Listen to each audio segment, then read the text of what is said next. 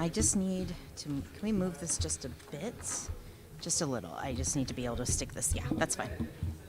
That's perfect. Yeah, I just need to be able to look at my actual paper. Thank you. Okay. So it's on Flash? No, I have a PDF as a backup on here, but I really would like to have the PowerPoint if possible. Can we open your email? Yeah. I think so. Yeah, there's a Gmail there. Just open the Gmail. Yeah, let me just put it in here. I'm quite busy now on stage. Can you phone me later or is it urgent? Oh, thank you.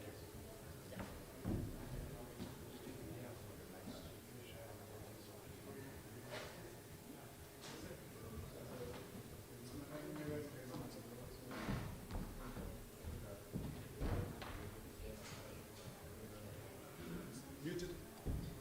Muted.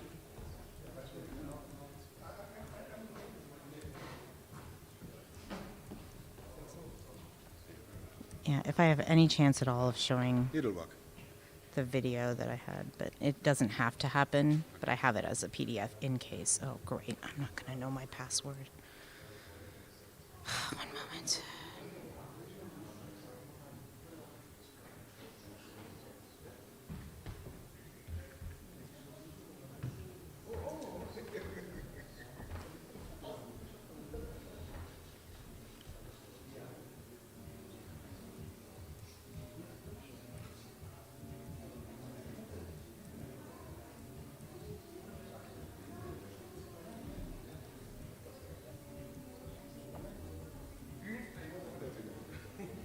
There's no way I can lower this thing anymore unless we take this out of the small table. That's the only way. It is saying, like this podium is tall. Yeah, I know. I'm short, unfortunately. Are you kidding? So, Okay. Rakshika, are you still? Okay, let me mute it.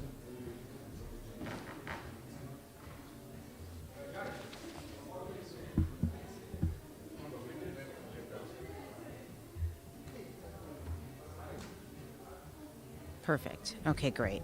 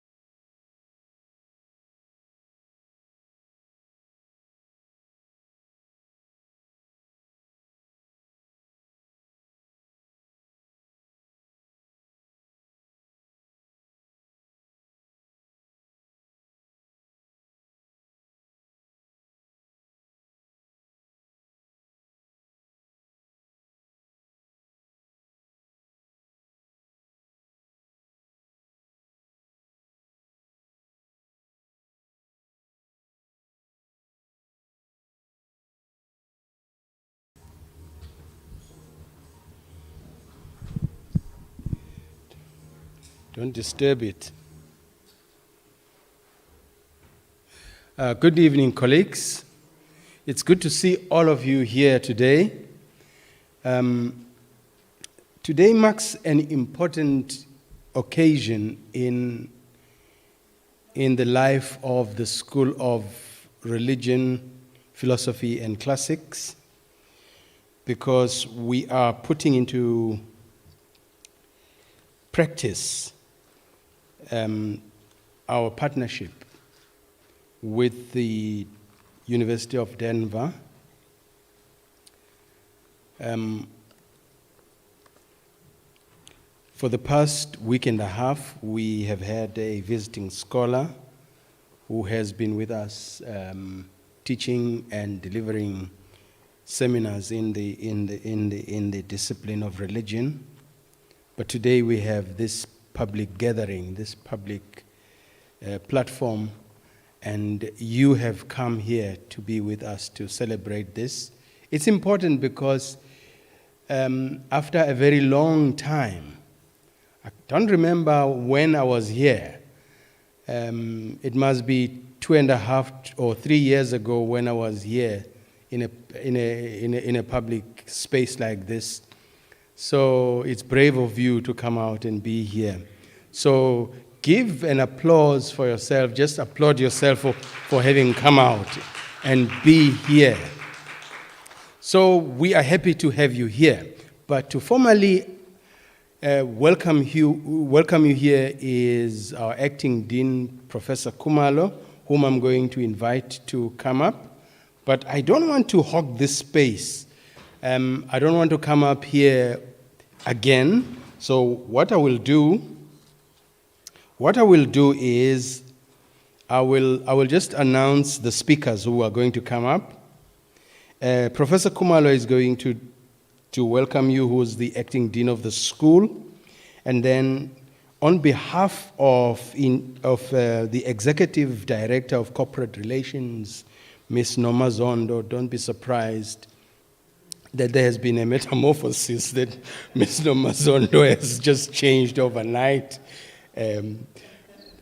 But Ms. Noma Zondo couldn't be with us today because of something that happened in the family. She couldn't be here today, but she asked Professor Kgalema to be with us to deliver a message on her behalf, and he graciously but grudgingly agreed to come. Professor Kgalema is the Dean of the Built Environment and Development Studies, but he's going to come after Professor Khumalo to deliver a message from the International Office, from the Corporate Relations Office on internationalization. And then after that, we will have entertainment by the Nihal production team. After that, it will be Mr. Chetty's time to introduce the guest speaker.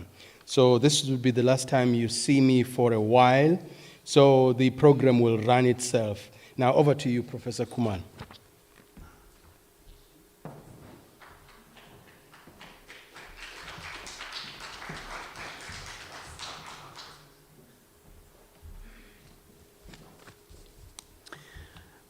Good evening, and thank you very much to Professor Masondo.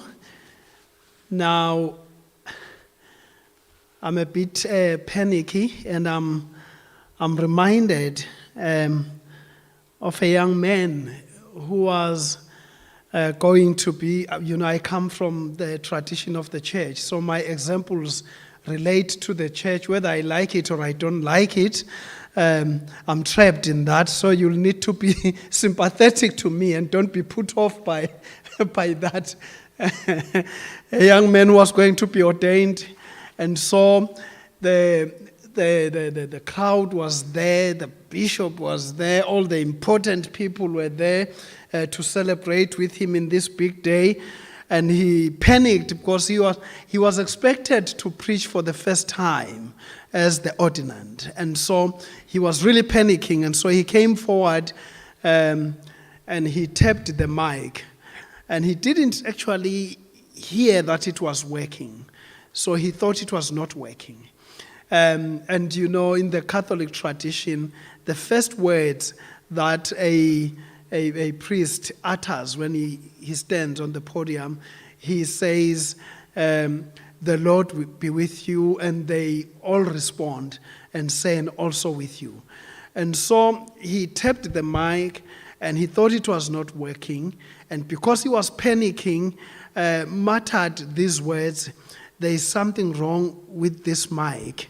And they responded and said, "And also with you." So I hope there is nothing wrong with me, but I'm just panicking here.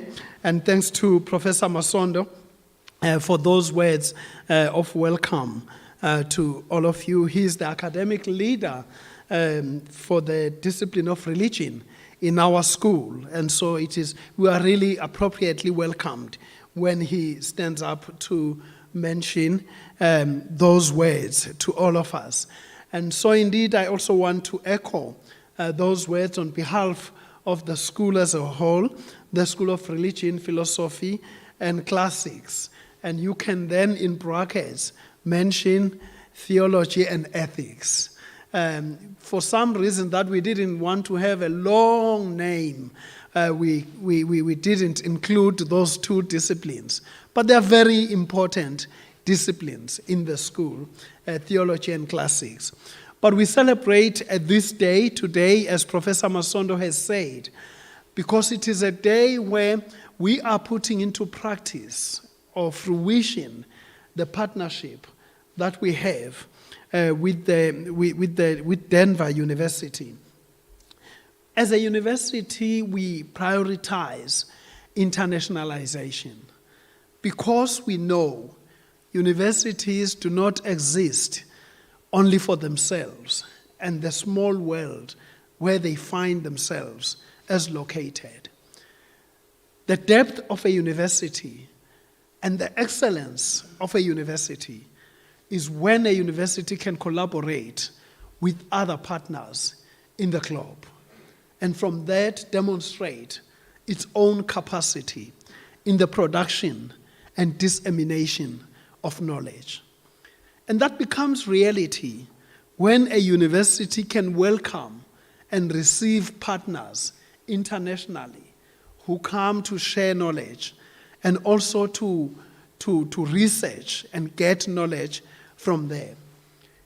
The University of KwaZulu-Natal, as it is known, that it envisions itself as a center of excellence for African scholarship.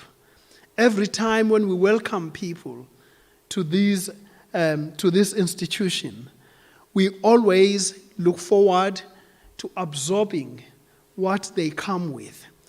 But we consciously know that they will not leave without having taken a piece of us to wherever they go, because we've got knowledge that comes from our commitment to be a center of excellence in the study and in Africa as a whole.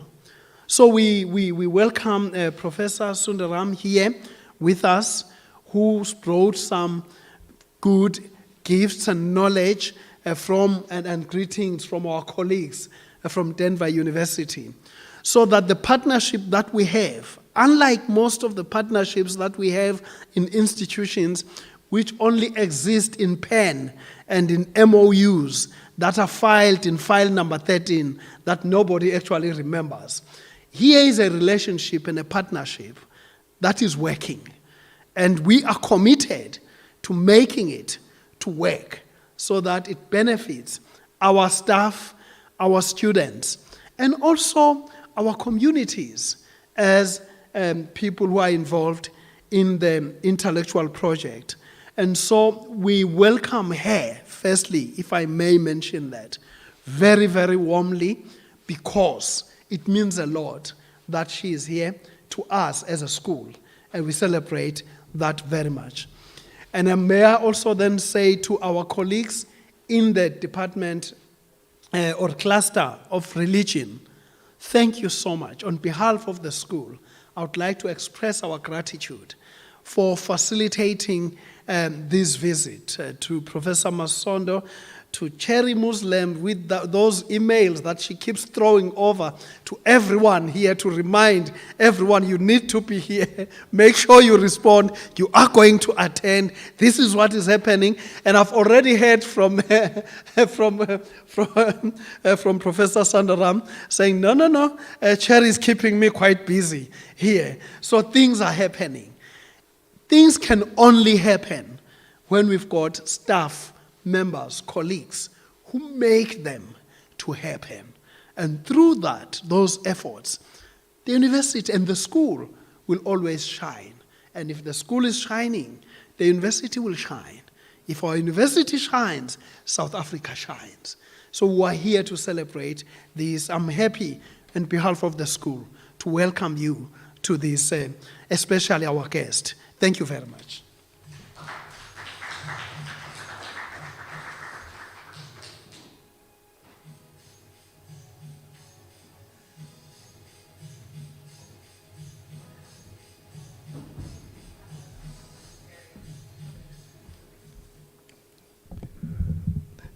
Thank you so much, Prof. Good evening, good afternoon, everyone. I'm not going to introduce myself because at this point I'm Norma Zondo. The metamorphosis has happened, so thank you so much. Colleagues, I will just read the welcome note from Ms. Zondo, and just to welcome our guests, but to welcome all of you.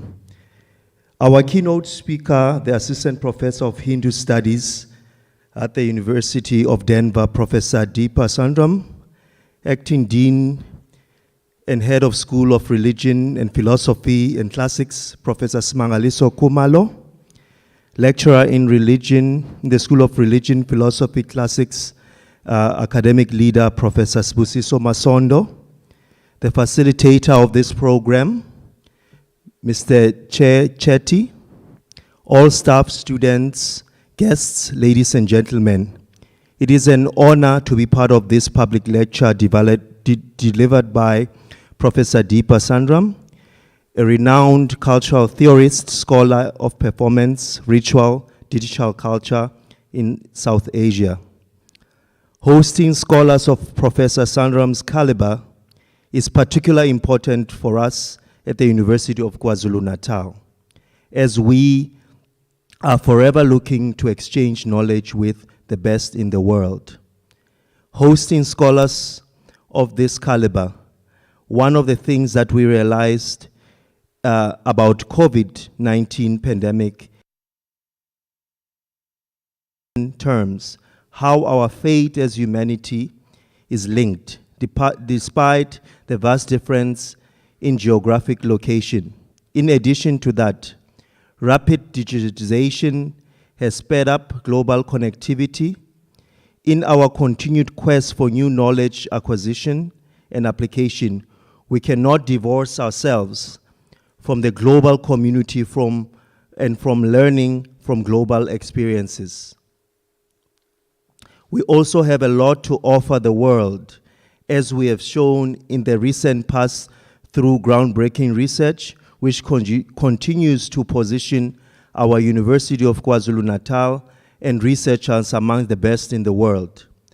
Recently, global rankings of the universities have confirmed our stature as one of the best universities, not only on the continent, but globally.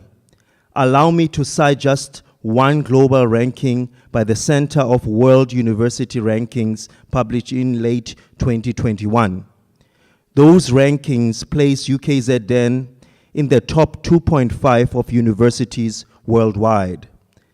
It must be stressed that these were based on key academic and institutional indicators, including research output, the quality of education, and the employability of our graduates.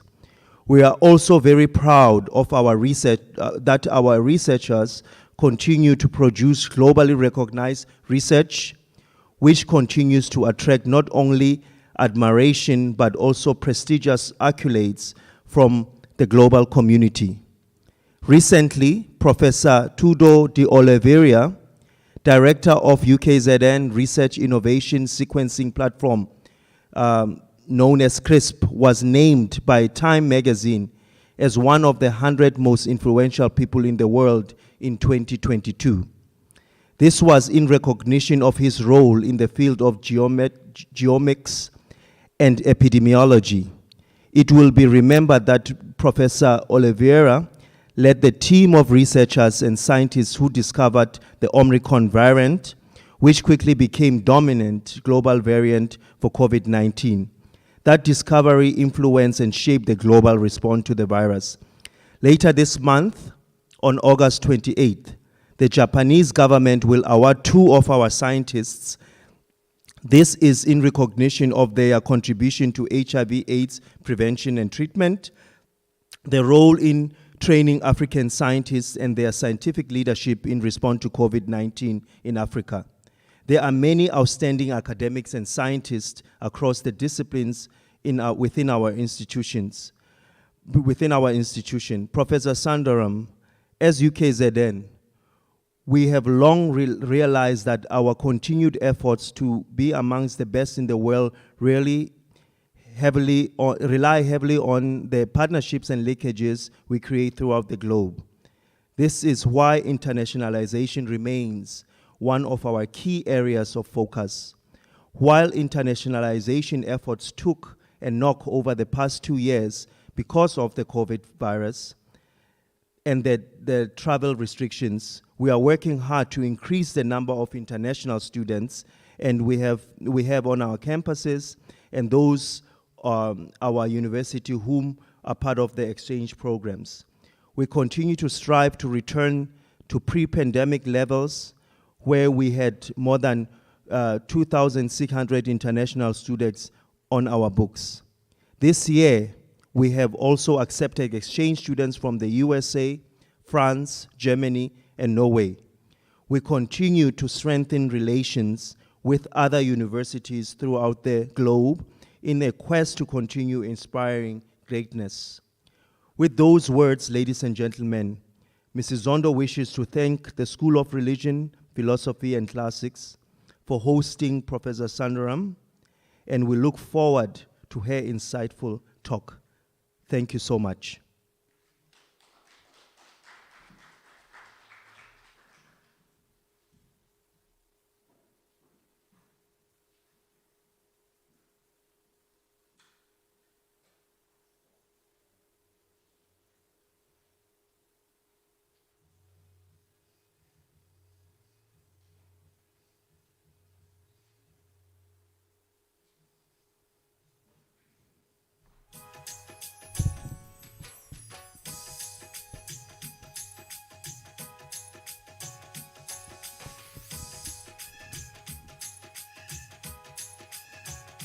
Namaste, Namaskaram, Vanakkam, Sanmunani, good evening to all.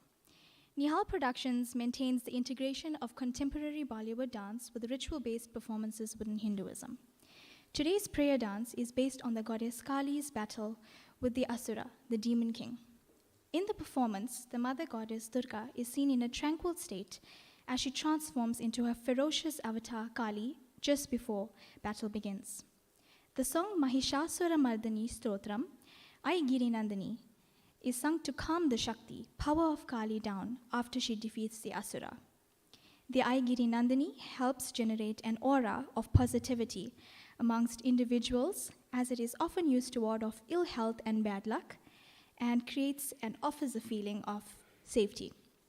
It is one of the most popular songs to worship goddess Shakti Devi, another form of Mother Durga.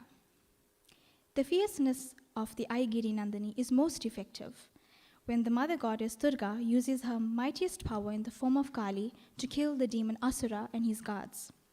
Following her triumphant battle, the goddess returns to her tranquil state, calm, to thank the Trimurti, Lord Brahma, Vishnu, and Shiva, for the Shakti, the power they bestowed on her in the battle. This epic story is an excellent example of how good always triumphs over evil. The final song, Soja Zara, is a celebratory song to Lord Krishna, where the mother goddess Durga is portrayed as the role of nurturer. The choreography and the song's lyrics speaks to the idea of being a mother and her mindfulness when her children are asleep. The prayer dance relates to the trials and tribulations women undergo to succeed as their roles change from the nurturer to the fierce woman who battles against all odds. In essence, the story of Professor Dheepa Sundaram and her journey through academia. Thank you.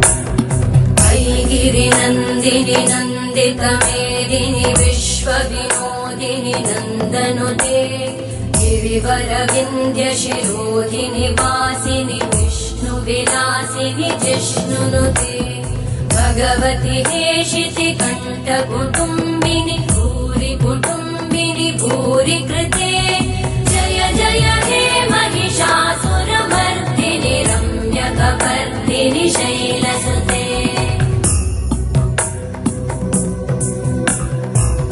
Jagdamb मदम्ब Kadamba one प्रियवासिनि आसरते शिखरि शिरोमणि तुङ्ग हिमालय शृङ्ग निजालय मध्यगते मधु मधुरे मधु कैटभगञ्जिनि कैटभभञ्जिनि रासरते जय जय हे Mahishasuramardini रम्यकपर्दिनि शैलसुते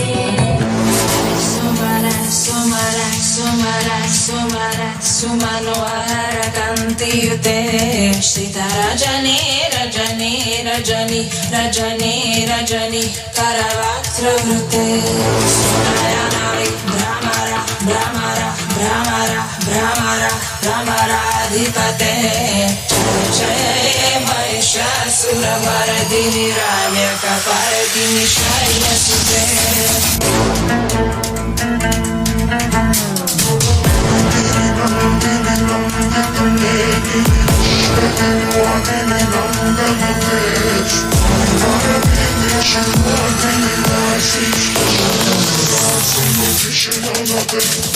Aigiri nandini nandita medini vishwavinodini nandanute Girivaravidya shirodini vasi Vishnu vilasini jishnunute Bhagavati heshiti kanta kutumbini bhuri kutumbini bhuri krite Jaya jaya mahishasura mardini ramya kapardini shailya sute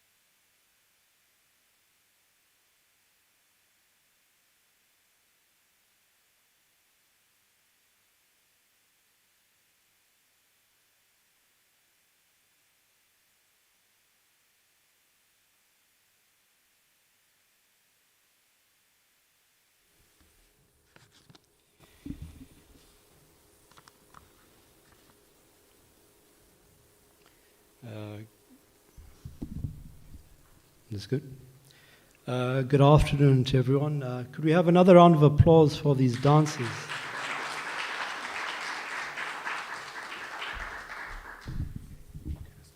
I think they put that together at short notice, and it was very beautiful.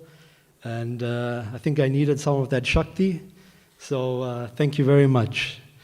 My name is Mr. Shay Chetty, and I am the Hindu Studies lecturer with the School of Religion, Philosophy and Classics.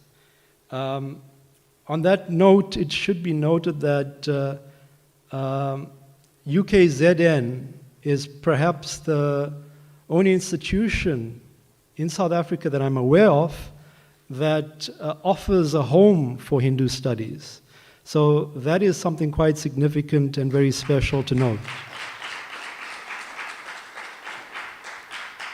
So today I have the great privilege and opportunity to welcome our visiting scholar from the University of Denver, Professor Dheepa Sundaram. Professor Sundaram is also a lecturer and academic of Hindu studies. She has an abiding interest and focus in scrutinizing the development of Hindu religious practice via social media and various online platforms. I find it particularly interesting to note how these virtual spaces increasingly use AI technology to help facilitate Hindu practitioners with an entirely new spiritual and religious experience. Dheepa also examines how social media and online platforms become a means for developing dominant religious worldviews. As an example, the use of hashtags in these online spaces can become a potent tool that enables the dominance of such religious worldviews and facilitates their more widespread accessibility. However, in doing so, we can see that minority groups and their worldviews may gradually become minimized and eroded over time. In her current monograph titled Globalizing Dharma, The Making of a Global Hindu Brand, Dheepa examines how Hindu ritual websites shape and develop both a new approach to Hinduism for the religious practitioner, while also consolidating and entrenching particular religious identities. And therefore, this becomes a tool for dominant and powerful religious groups to solidify their power and influence in society. So I'm not going to take too much further time. I'm sure Professor Sundaram will be able to elaborate. So I'm looking forward to hearing and learning more from her in understanding this phenomenon better. So please give a warm round of applause and a welcome to Professor Dheepa Sundaram to the stage.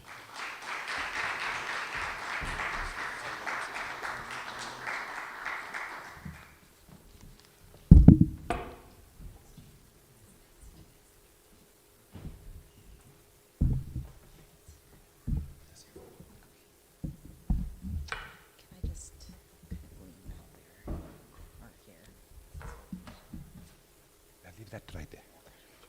Yeah.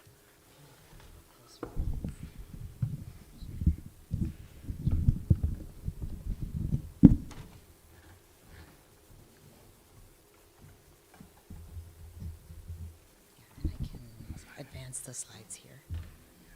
Okay, yeah, great.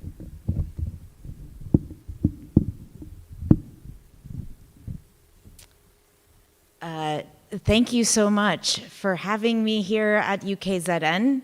It has been a lovely experience, and I don't want to take up too much time, but I do want to offer my sincere and deep thanks to Cherry Muslim, who has shown me an incredibly warm welcome alongside the other members of Religion and Philosophy and Classics, including Dr. Shay Chetty, as well as Sibu, and all of the others, Beverly. I shouldn't just even go into naming everyone, but I have felt at home since I arrived. what was it, almost a week ago Sunday. And the time has flown by. It has been a real privilege to be amongst such a vibrant and really rich intellectual community, and I have learned a lot from all of my colleagues here. We in the Department of Religious Studies at the University of Denver are very excited about the possibilities of our collaboration as we go forward from this moment. This was kind of, I think, only our second meeting in this, hopefully, what will be a long and fruitful process. So thank you all. Let me also add to that I really loved the dance performance. So I just want to make sure I acknowledge what a wonderful surprise that was for me. So I'm going to begin with a little bit of an acknowledgement of my own positionality, which I think is quite important before I speak about the topic that I'm speaking about today, which is fraught and charged. And I will give that small trigger warning or content warning. But I want to start with that. So as a dominant caste South Asian American and cisgendered female assistant professor at a prominent institution in the US, I hold a number of privileges, including those of class and ability. I also navigate the challenges of being a brown woman and a daughter of immigrants in predominantly white spaces in the US. Before I jump into my talk, which, as Mr. Shetty had noted, right, is largely based on my own research into Hindu digital publics, for lack of a better term. I look at networks of religious practice online. Before I sort of launch into that, I want to sort of set the stage of where this is going today. This is part of a broader peer-reviewed special issue that's going to hopefully come out in the next, well, with review processes, maybe 2 years, who knows. But it's a special issue that I'm editing on religious publics in South Asia, along with my good friend and colleague, Rohit Chopra from Santa Clara University. And it's based on a conference that we had last year online at Emory University. And my work today is exploring 2 case studies, although the article will be looking at more. And the purpose of those case studies is not to compare them, and I want to make that clear because it's going to seem rather jarring as I go into them, but rather to show 2 parts of what I call Hindu majoritarianism online. One will seem very obvious to you. The other maybe not so much. But my purpose here is to elucidate how we create a particular kind of cosmopolitan Hinduism, is what I call it in my book project, right? A particular kind of salable and marketable Hinduism online. While this phenomenon that I will be elaborating on here in a moment happens through a number of virtual platforms, including, as Mr. Shetty noted, artificial intelligence applications. My focus today will be looking at digital networks, and particularly through social media platforms. And I will be looking at Facebook. However, I will also be thinking about how other different social media platforms find expression within Facebook groups. My broader project thinks about other places in the digital sphere, such as ritual websites, such as applications.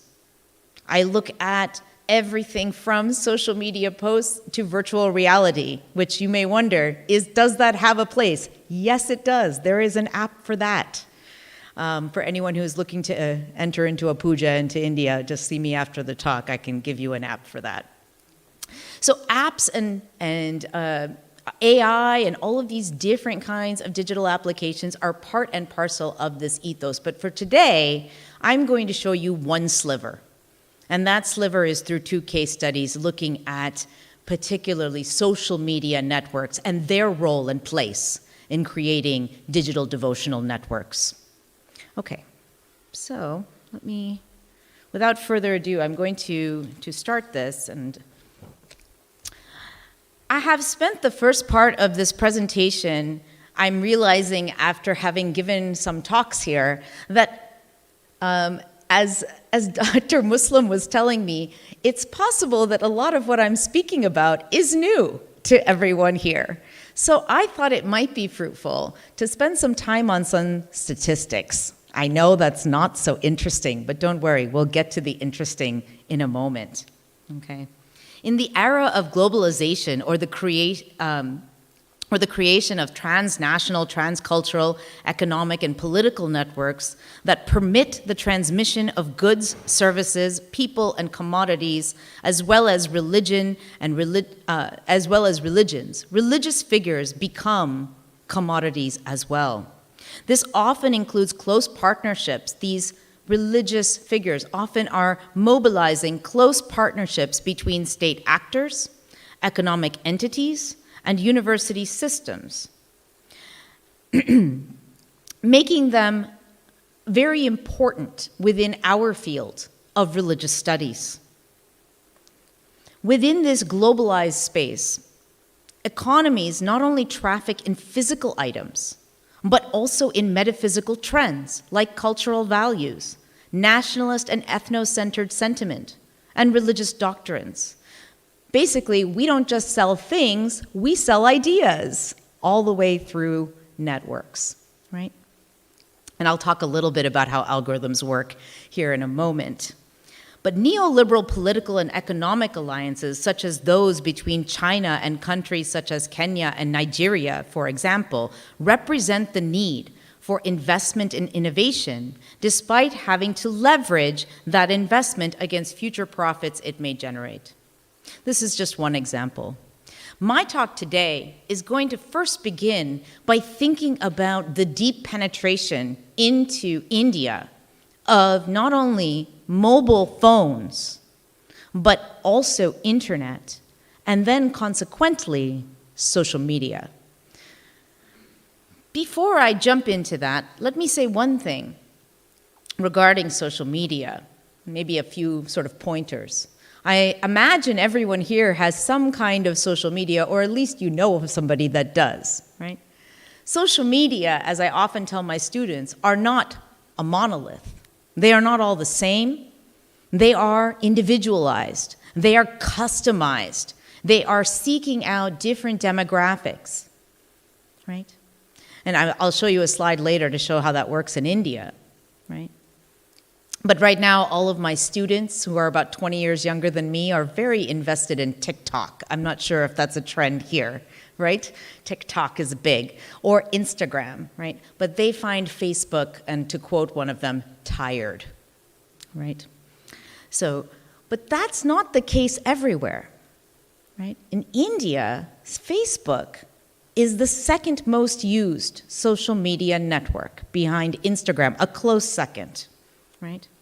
And what I have here in this first slide is mobile phone usage in India. I knew the Hadida was going to interrupt my talk. I just knew it. You told me the first day. The mobile phone usage in India has grown exponentially since 2010. And smartphone usage alone is projected to reach 931 billion users by 2022 in India alone, right? India has surpassed the US as of 2017 to become second only to China in mobile phone penetration within the market. Why is all this really important? Because it's not just about mobile phones. It's about smartphones. We all know what a smartphone is, right? One of these things. It's got all these pre-installed applications, right? Many of you in the room probably are carrying one right now, right? Smartphones are expected to be 38% of all, and I'm going to show this here, of all network devices in 2022 in India, and are used by a little over 81% of the population, according to data statistics released in January 2022. They also represent a market of $250 billion US over the next 5 years in the Indian market. In fact, a lot of smartphone companies, many of them, of course, based in China, which sell very profitably in India, but for the first time, we are seeing US companies of makers of smartphones also investing largely in India. Much like the rest of the world, minus the United States, because we like to dare to be different, most smartphone users are using Android platforms. This is important because when we look at app development, for example, we just had these dancers come and do a lovely puja, a lovely ritual dance, propitiating Durga, right? Goddess Durga, right? If you look for apps for Durga Puja, or which I wrote an article on a couple of years back, right? You'll find that almost all of them are for Android. There's maybe like 5 or 6 for Apple. The people accessing those, right, can tell you, right, exactly where they're accessing them from. Clearly, access is happening outside of the US, where Apple still dominates, iPhones still dominate, okay? So something else to keep in mind. They also, I put up this slide because what you can see here is the projections actually all the way to 2040, where it's projected that we are going to see 1.5 billion smartphones in India. Right now, we are at 931. Several users have predicted that we are going to be hitting 1 billion smartphones within the next 3 years. This is a big deal. So let me show you why. Here's the total population of India right now, 1.4 billion, give or take. Active social media users, right, are about 467 billion, right? And the number of internet users, also very important, 0.658 billion, right? And the number of mobile internet users, 0.601. And that part is incredibly important, right? The number of mobile internet users has reached 601 million people in India. This has increased internet access over 10 to 20-fold over the last 10 years. Why does all this matter? You're probably wondering, why is she giving us a lesson on data statistics? I'll tell you why it matters, right? By becoming an indispensable part of everyday life of so many Indians, smartphone usage is a useful metric to understanding how we think about social media platforms and being inserted into our daily lives. These statistics show, moreover, how tech companies and tech innovations, right, are now being forced, maybe they're not yet, but hopefully are being forced to consider the impact their devices have on our very ways of being human, beyond considerations of market share and price points. They are being driven by the fact that there's a huge market for them, but their influence, because they become indispensable to how we interact, is broad, right? More discussion of responsible tech, I'm hoping we'll have time for at the conclusion of my remarks or through the Q&A.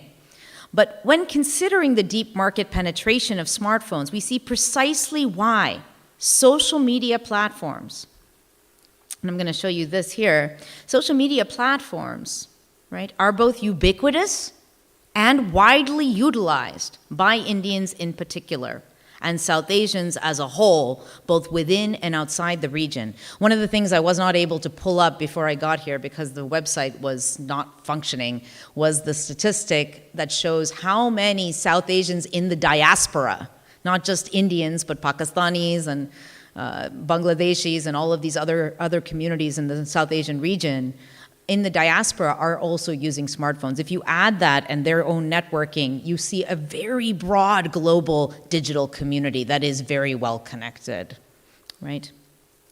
So I point this out because smartphones, as many of you know, because many of you have purchased one, right? They don't just come with nothing on it. It's not like you turn it on and then you look at like the image of the Samsung, correct? What we see is apps that are already installed. And many of us already have installed apps for social media platforms like Facebook, like Instagram, like Twitter, like TikTok, and messaging applications like Telegram or Signal or WhatsApp or what have you, Snapchat. I can keep going, right? We can come up with so many different ones. In the US, we have a number of them also, like Gab and Rumble and you name it, right? We can keep going. Some of that I had just found out about, like Periscope. I didn't even know that was one. Every single moment you get a new one that is coming out. And I don't know that you have Nextdoor here, but that's another one that we have in the US to just apparently spy on your neighbor. That seems to be all that happens in Nextdoor. It's a rather toxic site. I don't recommend it. So my point is that all of these apps come pre-assigned or are often pre-installed on your phone, right? And I was telling someone as I was preparing this talk that I think it was in 2016, I'm gonna admit I'm terrible with dates if they're not written down, but I think it was 2016 or 2017 in which Jair Bolsonaro was elected in Brazil. Now, when that election happened, one of the really interesting statistics that came out about it, and one, by the way, that is shared, I believe, by both the election of Prime Minister Narendra Modi in 2014, as well as again when he was reelected at the end of his term in 2020, I believe, and of course our rather infamous previous president in the US, former President Donald Trump. In each of these cases, one of the things that we see is the ubiquitous use of smartphones and particularly social media apps, right, to access news information. Now, why does that matter? In Brazil, by the way, it was 93% of people said that they access their news through social media. Why does it matter? Why does it matter where you get your news? Well, if you're getting your news through social media, there's a much lower vetting process, right? The circulation of information is free. Not only that, even if, let's say, you only access Facebook. Oh, I only go to Facebook. Do you think you're not accessing the other platforms at all? No. Especially if you're accessing Facebook, we see what I call cross-pollination between these sites. So oftentimes in many of the groups that I study on Facebook, you'll see screenshots of Twitter posts that are posted in Facebook groups. You'll see screenshots of Instagram posts that are posted in Facebook groups. You'll see screenshots of Twitter posts that are posted on Instagram. You'll see TikTok reels that are posted on Facebook, and then sometimes on Instagram, right? We see that network already being formed. So if you, for example, don't want to access another platform, there's a good chance you can access that information already, but it's being curated for you. And who's doing the curation, right? It's the people who are running those groups or those sites within Facebook. So either a particular Facebook page or a particular Facebook group, right?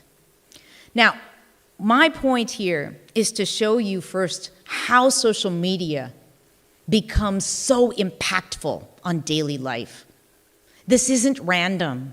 This isn't that, oh, it's just kids, or oh, it's just these folks over here that are really tech interested, right?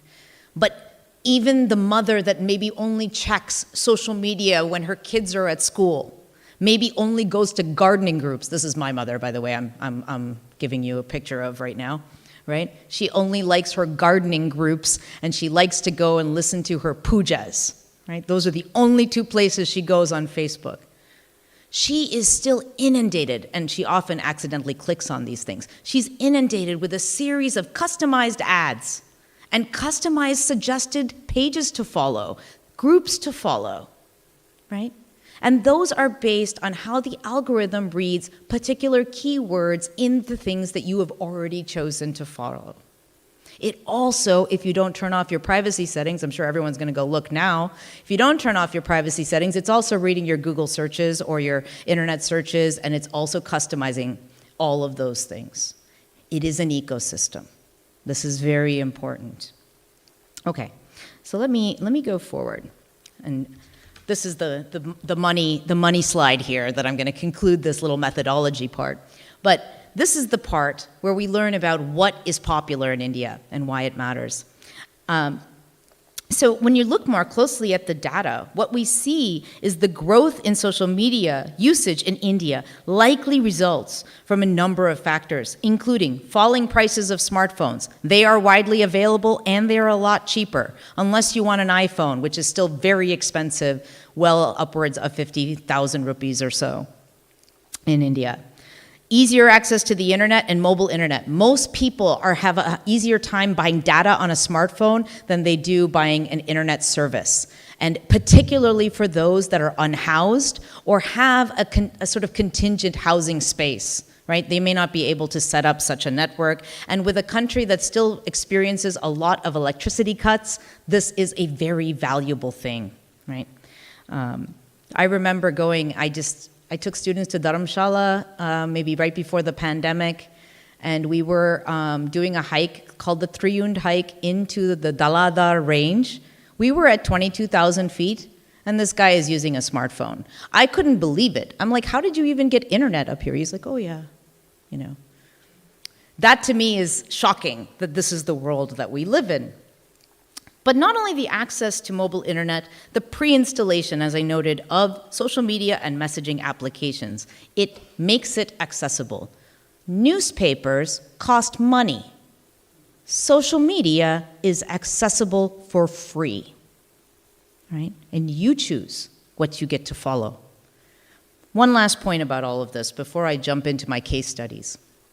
What's interesting, right, about social media is that, as I've often argued to my students, is that social media is not about connecting to you, to your friends or your family. I know we feel like it might be, right? You and your, I don't know, closest 2 million friends, right? It's not. As Jose Van Dyke, a historian of social media, writes in 2012 in her book on the historiography of social media, she argues that likes and shares and clicks are forms of capital. When you interact with an Instagram post and you share it, you are telling the algorithm that you want more content that looks like that. But it doesn't tell the algorithm that you only want content from your friends. So this, if you're wondering, if any of you have Instagram accounts and you're wondering why, like, I don't know, face masks are being marketed to you, it's likely at some point you clicked on or liked or shared a post that had something to do with facial care. I know this because this happened to me, and now I'm getting face mask ads on Instagram, right? Let's say, in my case, I research things like the marketing of caste politics through social media. When I was researching this on social media, I actually got recommendations on Facebook to join a number of Brahmanical matrimony groups. Why did they want that? Well, because I was researching caste, and they assumed, based on other posts, that my caste must be of this caste, right? Those algorithms mine data from you, and it's not something that you've done poorly. Right? Most of us have actually privacy and all of these things set up. But what we don't recognize, right, is how the algorithm mines data. It's not only mining your keywords that you're using, but also what you're sharing, what you're liking, what you're clicking on. Even if you didn't even look at something. I accidentally clicked on an ad for Viagra. It was an accident. I was trying to click on something else. Obviously, that's not relevant to me. That's a erectile dysfunction drug. It's really not relevant to me. For months, I was getting all of these suggestions about how to, help with my later life and like all of this, like have a more fruitful married life and all of this sort of nonsense, right? So my point is that it is taking that data and it is using it. And it's not just Facebook, but all of them. So as I point out here, Instagram is the #1 used social media platform in India, and then Facebook is a very close second. Notice that Twitter is down to 44%, but please don't assume that means people are not engaging with Twitter posts. They are, but they're engaging with them through Instagram and Facebook, more than likely, and they've already been curated for them. Okay, so As I've said before, social media are not a monolith, and each platform caters to varying demographics, regions, and communities. Facebook is predominantly used in the world by people over the age of 45, and that is true for India as well. But this is also what makes it a very ripe platform, not only in India, but in places like the US, the UK, Australia, and a number of other places where some of these extremist, religious extremist, and sometimes just extremist movements, populist movements, have flourished. You all are probably aware that on January 6, 2022, the US Capitol was overrun by a number of insurrectionists, as we have called them. They organized on Facebook. They organized specifically in Facebook groups. The very groups that I'm gonna mention briefly. This talk kind of goes in a different direction, but the very groups and the very networks that are used by spiritual and global gurus, as well as Hindu supremacist groups, right? As I have written about in previous work, and I'm going to talk about Amma here in a minute, as I've written about in previous work, Instagram has always been, since its inception in 2012, it has been the fastest growing platform in India. And also, it is an incredibly popular platform with businesses, and that's because almost 60% now of Instagram is marketing and advertising. I don't know if anyone's feeling that when you're scrolling through your feed, but it's a lot of ads more recently, right? And that's because businesses find the visual setup of Instagram a great place to actually market their products. You can see those short, like TikTok-style videos of using X product, whatever it is. So it's really, really popular. And for that reason, it's also been used and mobilized by various activist as well as extremist communities. When considering these types of economic arrangements that are coming out of social media, I want to shift our attention to where I really want to take all of this, which is the context of religious praxis and spiritual doctrines online. And I'm going to begin by talking about I'm going to be talking about two main figures today. One is Amma the Hugging Guru, and the other is a man named Swami Narasingha Anand Saraswati. You may or may not know about Amma the Hugging Guru. She's pretty popular. She's got a global presence. I mean, she has her own TV channel, so we all probably know about that. She's got a series of apps as well as a number of Facebook pages. Narasingha Anand is not easily searchable on the web other than newspaper articles about him, but he has a very active WhatsApp group as well as Facebook page and a slightly active and getting more active Twitter presence. But figures like Amma the Hugging Guru, Baba Ramdev, who's another sort of social media godman or guru, and then this Saraswati Narasingha Anand, right?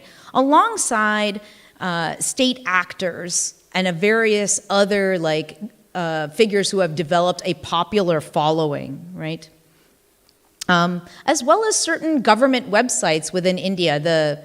The Government of Bengal Puja tourism site is a really nice example. They offer ready examples of the ways in which modern devotional publics are being constructed as marketing and branding platforms. If anyone really wants to see this in action, especially since we had a nice dance about Durga Puja, I highly recommend looking at the West Bengal tourism site, where they have dedicated an entire page to puja packages and pandals and getting you around to where they've created a New Year's Eve-like atmosphere around Durga Puja, which is such a popular, Navaratri celebrations are such a popular thing. Now, traditional canons, as we see in text, right, cannot predict adherent behavior. They're not predictive. They're just kind of canons, right? They're just textual sources. But what we do see online is the moving of canon and canonical ideas, in some cases, into this digital space. What it allows is a kind of dynamism, right? It is, and we see these canons being continually reinvented. When we consider ideas and traditions and rituals through the lens of a devotional public, which we can call a community linked through a shared network of media and messaging and religious practices, we can avoid questions of slippage, and we can avoid viewing people as good or bad versions of a tradition. Devotional publics are a very useful moniker for thinking about how people form spirituality communities in a broader sense. And during COVID, I feel like when I was doing this research, before COVID, by the way, I felt like I was, very much the old man who's shouting at clouds and people looked at me like, what are you talking about? But after COVID, everyone's like, oh yeah, I've got my friends over in England that I'm, in a puja group with, or doing a satsang with, or I'm in, high holidays, on Facebook, and doing the emoji thing, and people started to find those networks. And we saw that very prominently when many temples in India started offering online puja, where it was only a few that were offering those options, right? Virtual church was a really big deal in the US. We had a number of virtual church services. Virtual synagogue services were so popular, they've continued them because many Jews felt so isolated from their home synagogues, the opportunity to connect was just too good to pass up. And we had read testimonials from people who attended all over the world, right? Who were like, I had to move away from my home church and I never found another place that made me feel safe. And now, as a result of COVID, I can make this connection. So the term digital devotional public is an effective rhetorical way to think about religious community formation within the modern world, and particularly, let me say, our post-COVID world. Now, how do digital devotional publics work, right? Well, they kind of are changing the way we understand meaning-making. Spiritual meaning making. And we see discourses in formation, and most importantly, as I noted earlier, we see canons being reinvented. What gets represented is dynamic. But that dynamism can also be incredibly discriminatory. I'll give you one example before I jump into talking about this more. I have an article coming out, hopefully sometime this year. I keep saying hopefully because peer review has become a nightmare for us scholars right now, so who knows when anything is going to be reviewed. So I just make up dates. But I have an article that I wrote that looks at a goddess who's another form of Kali. And her name, it is really Kali, but she is Tara. And she exists only in one location for the Hindus, and that is Tarapit in Bengal. Okay? The Tarapit goddess and version of Kali takes a blood sacrifice to be powerful. She takes alcohol, she takes cigarettes, she wants all of your polluting items, right? She can turn them into a safe power to be accessed by you, right? Now, you might think, what an amazing ritual, very unusual, right? Try searching for Tarapit rituals online. You will not find it except in one place, tarapitonline.com, okay? She has her own ritual site. Now, why is that? Because we see a digital stratification of rituals. On most ritual sites, and this is the dark side, let's call it, of the dynamism of the canon. On most ritual sites, you'll see the same 20 rituals that are represented. Those are the rituals of those who are caste privileged. Those are the rituals of the Hindu majoritarian community. Those are the rituals of those who are class privileged. Those are the cosmopolitan global Hindu community's rituals. Most of them, by the way, are tantric, which is very interesting because they're not described as such. So Tara formed her own website. So she is worshipped through this other website that the folks who run the Tarapit temple have started and propitiate. You can do an online ritual to her and have the prasad sent to you. However, I will tell you, they don't send wet prasad, meaning you cannot actually get the result of the blood sacrifice for you. So even that has been a little bit sanitized from the original. I point all this out because devotional publics give us broader access, but what are we accessing? And that is important. How are these things made marketable, sellable, right? What are the corners being cut? These are networks that are forged in virtual and material spaces that link devotees through shared messaging that's done through various platforms, right? And that shared messaging ensures something very important, a living canon of work that can be altered to suit the needs of the collective body of users within the network. And while this flexibility may seem to indicate that these networks are less rigid in their adherence to doctrine, that is not the case. Rather, the foundation of networks, such as the one maintained by Amma the Hugging Guru, uses a unifying and inclusive but vague message to mold sectarian canons and orthopraxy into more accessible and marketable and sellable formats. Here's a nice picture of Amma, and this is from her own page, her own website, and I'm going to sort of put this up here so you can see this. Let me see if I can get this to, oh yeah, it is kind of moving around the screen for you there. So this is how her site works, and so it's showing you, even when I took the screenshot, it's still keeping the movement there for you, and it's kind of moving around the screen. And so one of the things that we see is Amma's use of her website is about bringing together a sort of non-sectarian, non-denominational Hinduism, right? General words of Hinduism are used like darshan, yoga, right? These kinds of terms are used to draw in believers and users, right? But there is no discussion of any kind of canon. There's no discussion of particular sectarian models. That's important, okay? So, right, let me skip ahead to this, and I want to talk a little bit more about Amma.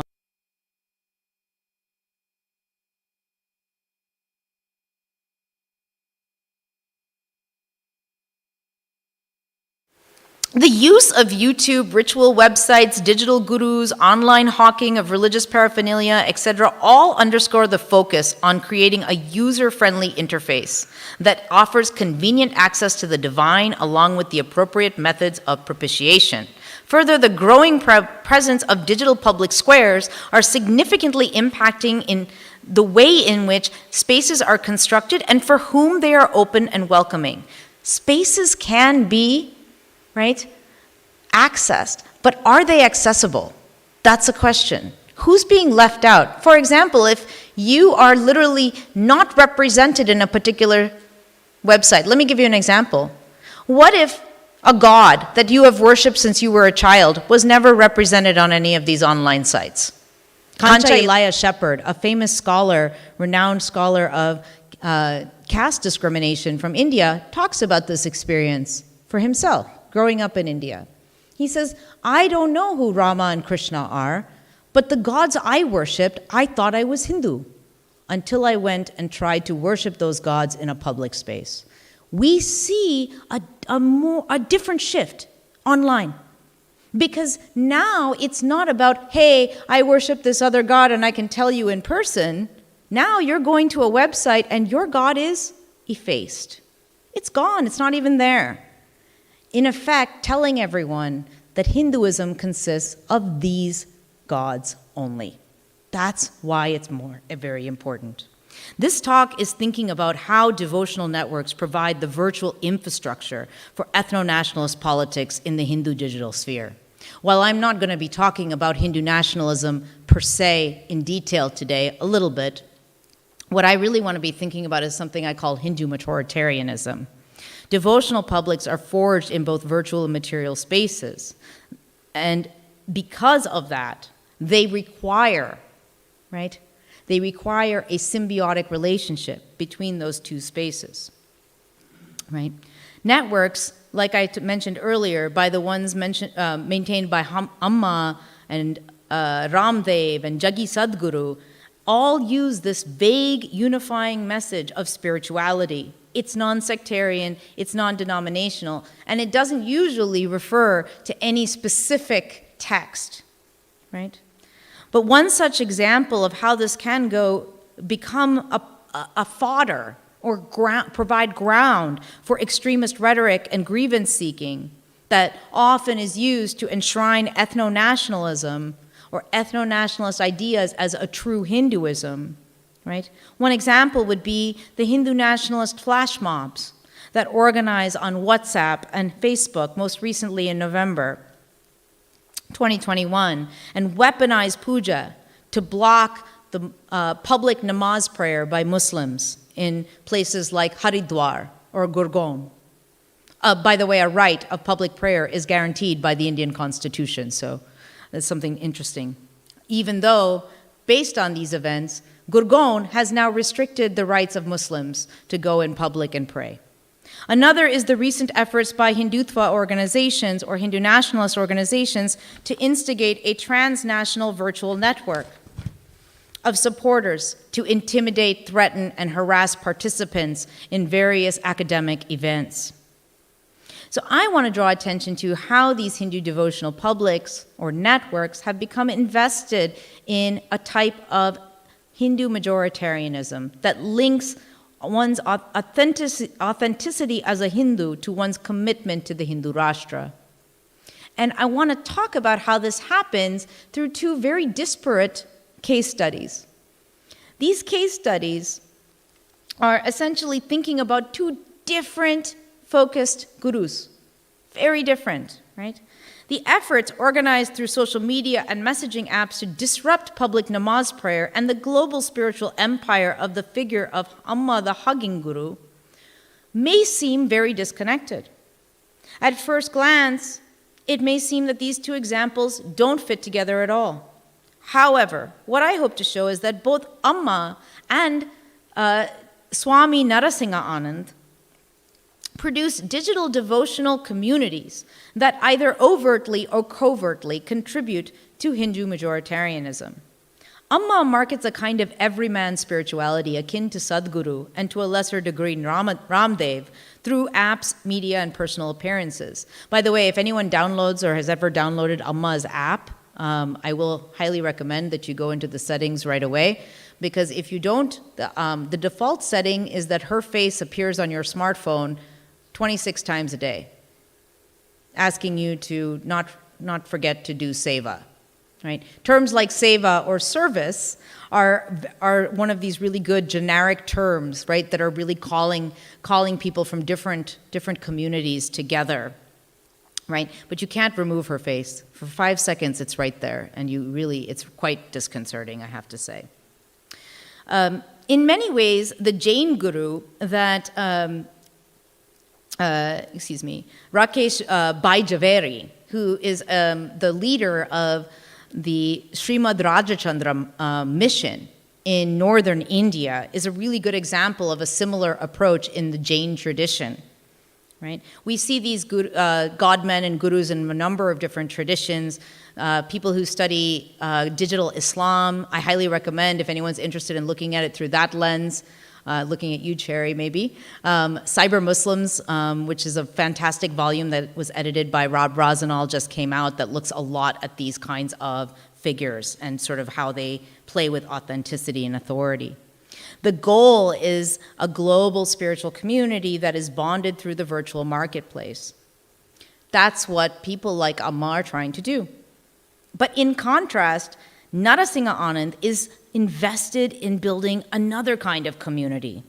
His use of online platforms markets a brand of militant Islamophobia with the end goal of building what he calls a Dharma Sena, or a Hindu army, which he says is necessary to defeat ISIS's imminent takeover of India. Those are his words, not mine, by the way. So I'm going to start by showing a little bit more on Amma. So this is, again, from her website. And you can see the different categories she gives. She wants you to join them. She wants you to come to events. How you can get darshan from her, by the way, is supposedly from her face on your phone, and you do service at that moment. And then, of course, donate to the global charities that she facilitates. Okay. This is more from her particular site. And I think it's really important. Marianne Fibiger did a case study on Amma where she sort of followed her around and went to several of her events, talks about how Amma is truly a saint, right? And to the people who follow her. And in order to show how Amma has become transnational through a sort of Christianizing, she sort of shows how Amma has become transnational through a sort of Christianizing of her status as divine. Fibbiger also makes the point that she was very disturbed by some of Amma's events, which by the way, I've only been to one of these in the United States. And I will also say, as full disclosure, the entire South Asian Tamil community is an Amma devotee in Denver. They are very, very big Amma devotees. She's very popular in Denver. But what's really interesting to me is that the people seated in the front row are often white, and then you have the row behind them are often the sort of like, and I can tell, are usually the upper caste or the Brahmanical Hindus, and then you sort of see a bunch of other people behind them. And it's a variety.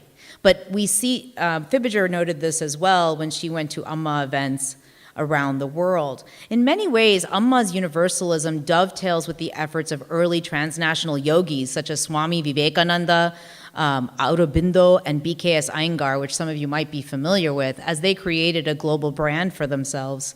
And Amma is no slouch in the global brand department. In addition to several apps, as well as her Facebook pages and her Twitter page, she has a TV station, she has several YouTube channels, she puts out videos regularly. She is an icon, right?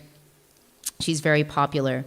Through a disciplined, embodied practice, one would gain spiritual enlightenment. This is the sort of heart of her ethos. But much like these earlier yogi gurus, she's able to repackage spirituality as a sort of universal practice, not necessarily completely rooted in Hinduism, right? And for Amma, hugging functions as both an act of love and darshan, which is very important. Darshan, of course, is taken from the Hindu tradition. Seeing or experiencing the divine, helping to fashion a sort of humanistic theology, as Amanda Lucia argues in her book from 2014 on Amma. The sheer numbers of Amma's devotees, as well as their varied backgrounds, speaks to the superior marketing of Amma's presence through various virtual platforms. Here's some user app experiences. I personally did not find her app very user-friendly, but as you can see, it's rated pretty well, right? The material presence of Amma is buttressed by a robust virtual one. Her website and her social media presence are indicative of a savvy marketing platform. Her physical presence lends authenticity to her online brand. And my response, my paper really is thinking about how a transnational guru like Amma has learned to navigate this global neoliberal marketplace in order to sell her ideas, right? But what's also interesting to me, and what I noted in looking at her various sort of, aspects of her website and her application, is the way that she sort of decontextualizes aspects of Hindu identity and practice, and sort of deploys them as general ways of being and seeing in the world. Things like darshan, right? Things like seva, right? She is not going to give any context. She doesn't feel that that's important. What rather she wants to do is sort of deploy them as general goods. I should make it clear, I am not in any way suggesting that's a bad thing. That's a great thing, right? To make people want to serve their communities, to ask people to love each other is a good thing. What I want to show, though, is that by decontextualizing, she has unwittingly provided fodder for a type of Hindu majoritarian practice, right? Amma is similar to conservative Indian public figure Ramdev, appears to have a keen understanding of her audience and how to disseminate her message and broaden her appeal. She's concerned about marketing her message. She's not so concerned about how that message might be used in different ways. Right? While Ramdev uses something like Patanjali Ayurveda to market products, building his name as a brand, Amma is building her brand by hawking her message. Now,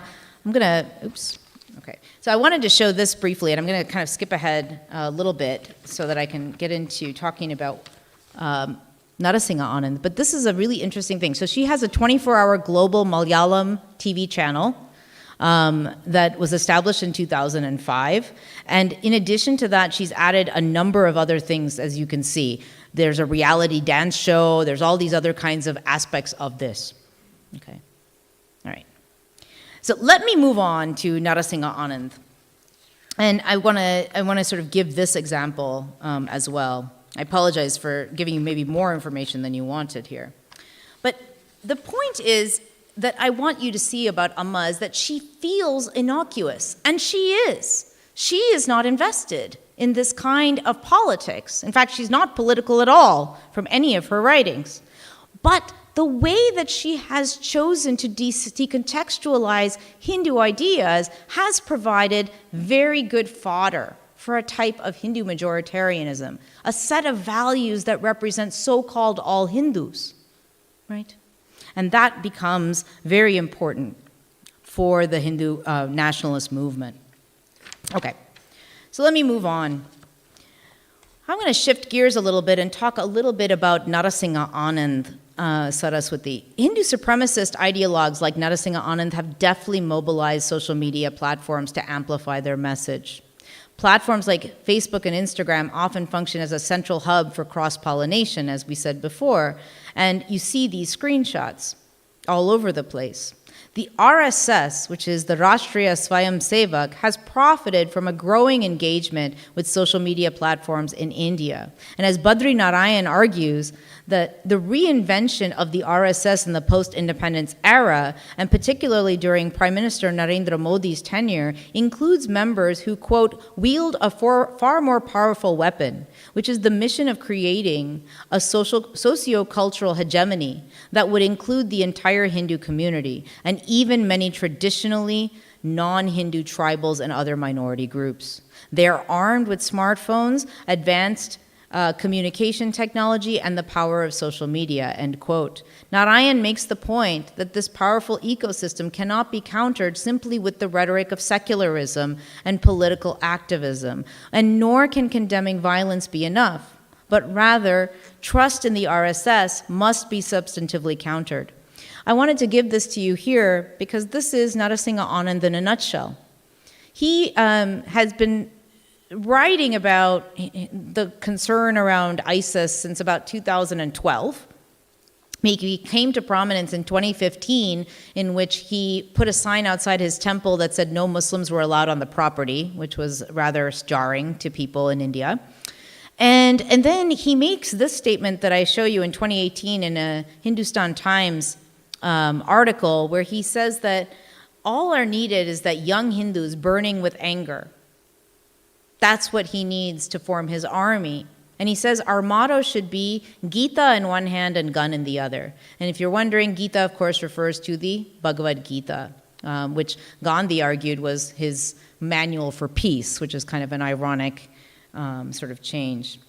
He also doesn't find Modi or any other Hindutva ideologues within India to be harsh enough, right? And I'm going to skip ahead here. That slide got doubled there. Now, why would I bring this in here? Narasingha Anand, unlike Amma, espouses a militant and forcefully anti-Muslim rhetoric. It's designed to inflame. And his point is that he sees the quote-unquote Muslim threat as a need for Hindus to form a Dharma Sena, an army of 15,000 Hindus.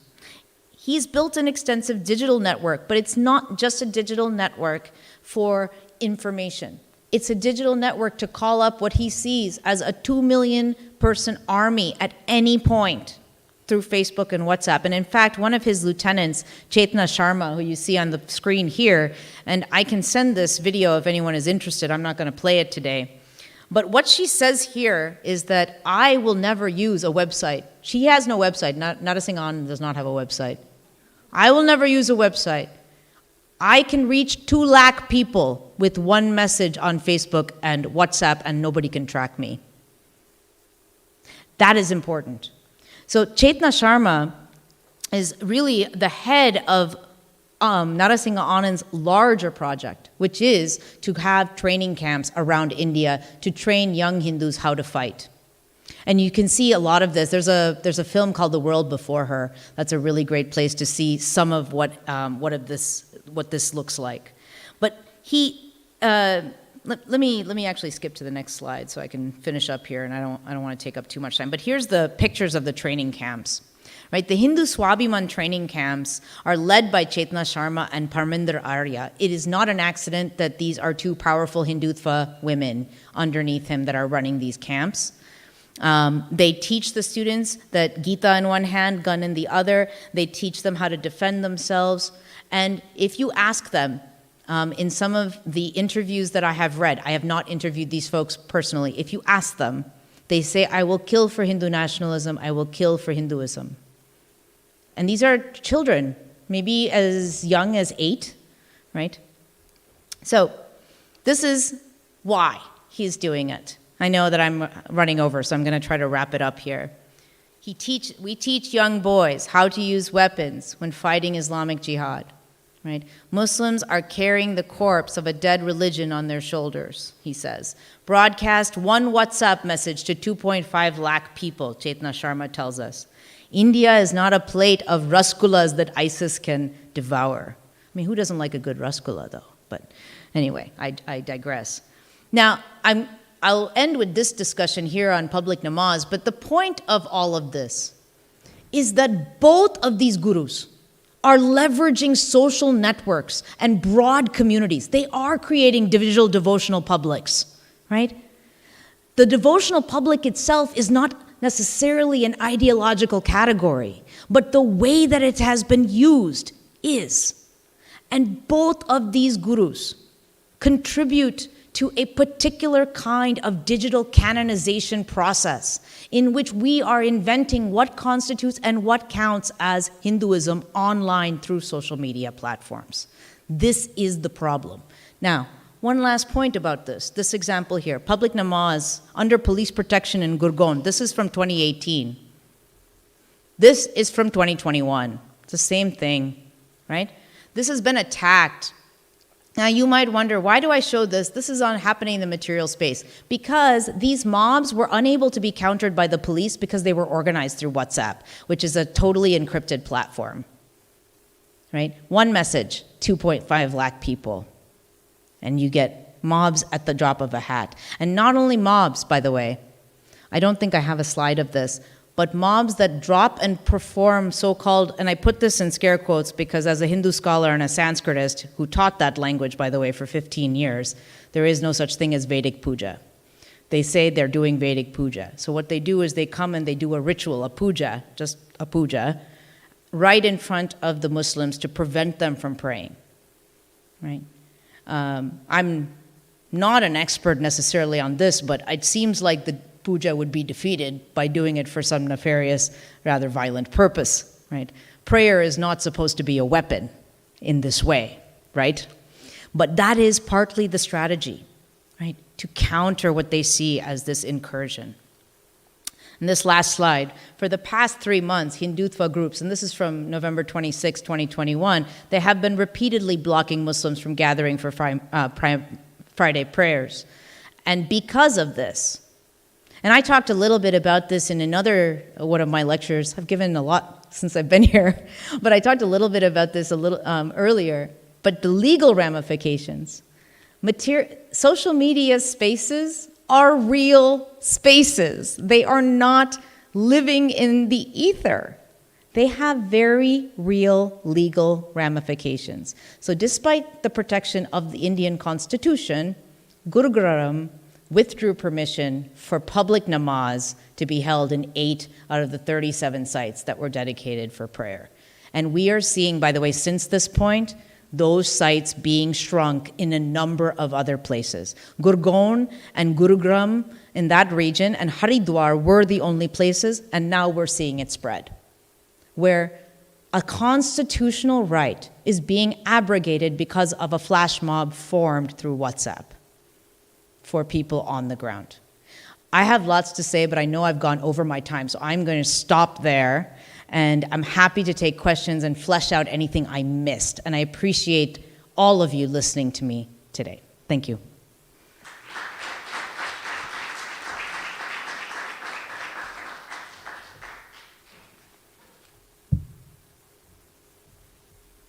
Can we take this down, or I can put it on the first slide, maybe? We can leave it there. I'll just put it on the first slide. Thank you so much. Let's give another round of applause. Right. Let's now take a few questions from the floor. Any questions? We have one question over there. Anyone with a mic, and another one over there. So we'll take those two questions first.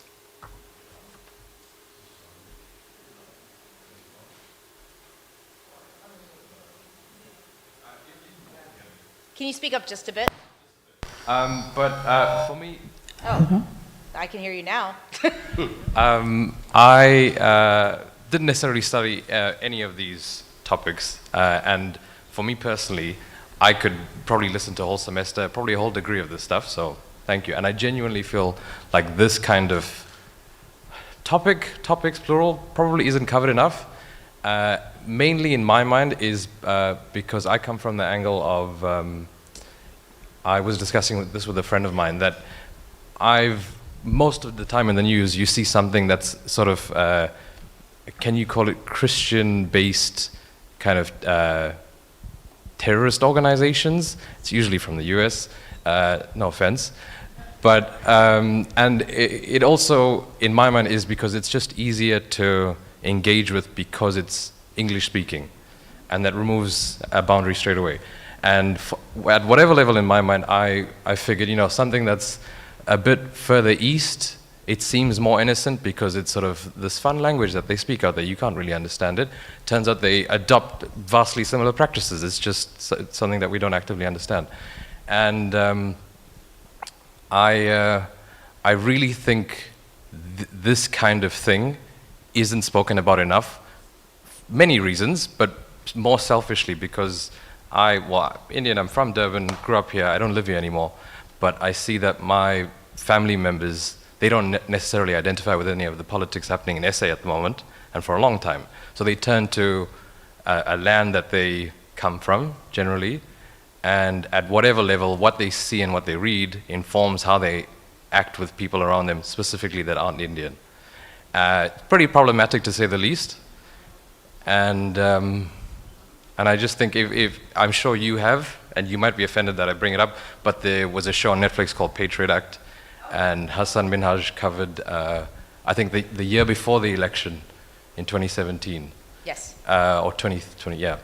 And if anyone doesn't have an idea of how, like the origins of Narendra Modi and the BJP, I guess, that was intense to see it then, and I'm not surprised to see how it's progressed, but I am astounded. What was your name? Amish. Amish? Mm-hmm. Yeah, thank you. I think you're hitting on why I think this is such an important project. And I didn't get to talk about all my data. I have tons of data, like literally tens of thousands of social media posts. Most of my work looks at Facebook hate groups, which I've joined with my own real name. I just want to make that clear. I use really strict ethics. Sometimes, so one of these days they're going to kick me out. But I spend a lot of time around this hate, which is rather toxic. But you're not wrong. There is a lot of similarities. I'm teaching a class in the fall that's actually going to feature some parts of this called Religious Nationalisms with two case studies, Hindu nationalism and Christian nationalism. And what I want them to see is actually, first, comparative, right? But second, that both exist in the US. One of my big projects is to draw out what I call Hindutva futurism, which is really how Hindutva and Hindu nationalism profits from social justice movements like anti-racism and uses that rhetoric to promote, and decoloniality, that's another one, that uses that rhetoric to promote a very regressive, neo-colonial kind of politics, and they hide behind the language of decoloniality, anti-racism, discrimination. So this is why Hindutva groups in the US fight against anti-caste initiatives, for example, because they see it as cutting into those same traditions that I just mentioned that are circulated. And I realized I missed this, but one of those unmarked normals from Amma that ends up giving credence, even though she wouldn't herself support something like this, is how she talks about vegetarianism, right? So when we talk about vegetarianism, I'm not demonizing anyone, by the way, for being vegetarian. It's a very healthy life choice. But I can tell you from my Dalit and Shudra friends who are not vegetarian, right, that they feel excluded immediately from that space, right? And this is a subtle way that things like markers of an upper, right, upper class or caste community are inculcated into those spaces. So I agree with you. I think classes should be taught on this. I do, but of course I live in Denver, and I've been fortunate because of Cherry and everyone in the department to be able to deliver a few lectures here that I think are recorded. But you give me heart that somebody will actually read my book when it comes out. So I really do. I think that this stuff is very important. And I'll say one last thing about this. I'm really glad you recognize the importance and the impact of digital spaces. I find that I really work hard to tell people that what happens in the virtual is as real as what is happening right now in front of you. It is not separate. It is living in an ecosystem. But thank you for that. I'm sure other people have something to say as well, but I just want to add, almost every component you've touched on here, I have vested and separate interest in it, from the start of the cost of data and the accessibility to internet, to the cost of the smartphones and how available those are, to how people get involved in, I don't like using the term social media, but online spaces like that and forums, all the way to how it just feeds to, what is it, confirmation bias, I guess. You read the thing that you seem to like, and then you just get fed more of it, like force-fed, basically. That's right. And fair point on including all of the platforms, and I appreciate that you use the term cross-pollination. In my mind, I prefer to call it cross-contamination, because that gives you the proper idea of how problematic and unhealthy it is. Yes. And yeah, I'm sure I'll pick your brain a lot after this, but absolutely. Yeah, thank you. Yeah. No, thank you.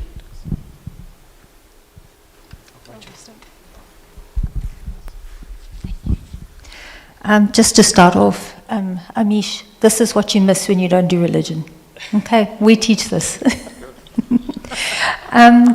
Dheepa, I noted the gendered aspects, especially with the fact that it was women who were training, doing the training camps, etc.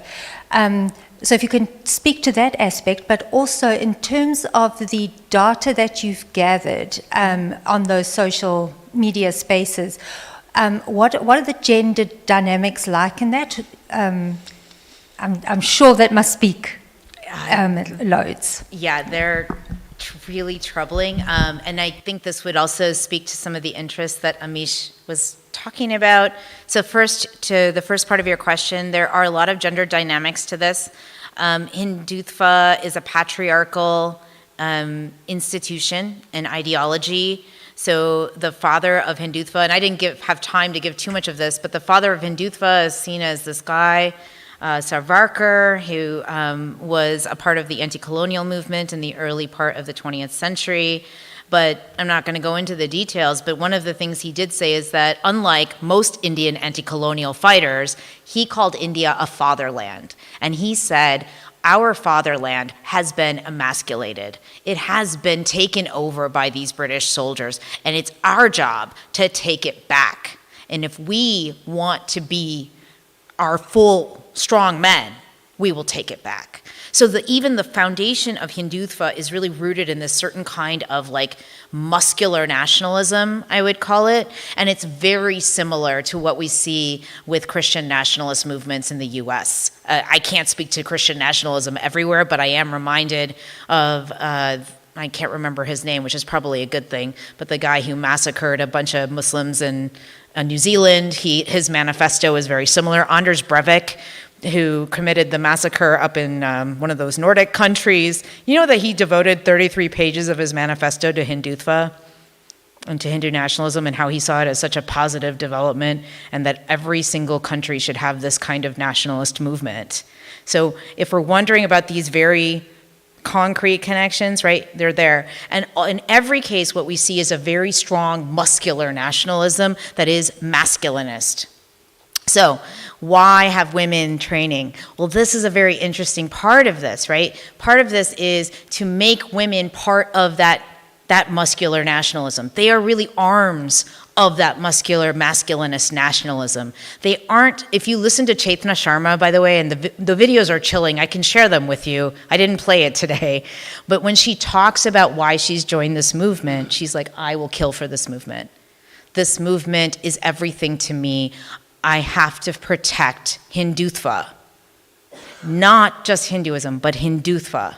I have to protect it. And so it's very much like what you would hear from a soldier discussing why they would like fight for their country. And that is also another masculinist, right? Like sort of ideology.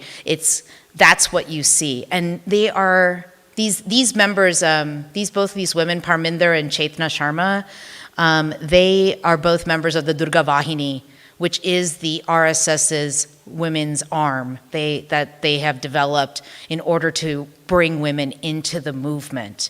This is part, and I didn't have time to get into this, but this is part of the reinvention of the RSS as they launched various movements to bring in Muslim members, by the way.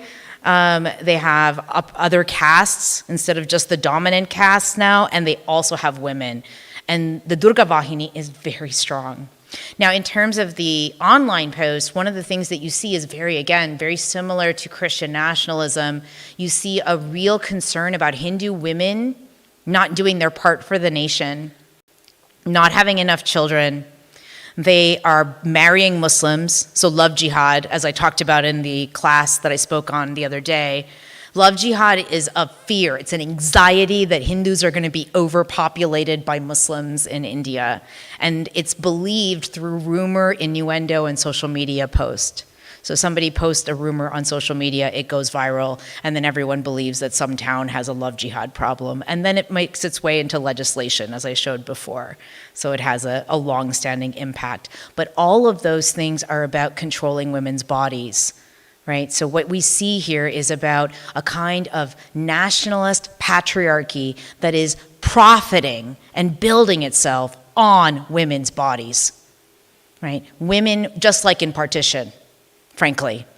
Women were the sort of symbol of the religion, and they still are today, although I would not call Hindutva a religion. I would call it a political ideology that profits from Hindu ideals and manipulates them. So that's where I would see this. It's really that muscular nationalism, and we see a lot of it in the political movements, like in places like Brazil. You see it in like places like Israel. That's another, and any kind of strongman. You know, this guy from Hungary, Viktor Orban, who just spoke at our own, by the way, that guy came and talked to us about how we need to separate all the races at the Republican convention at CPAC. So talk about cross-contamination. So, you know, Viktor Orban is now being invited by Republican Americans to go talk about how we all have to live in separate countries and not mix anymore.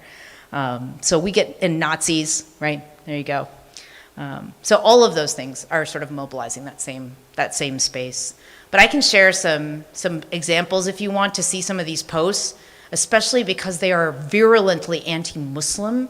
And they use not only the Hindu woman's body, but the Muslim sort of figure. It's very vague. They're obviously a threat and sort of taking away their women.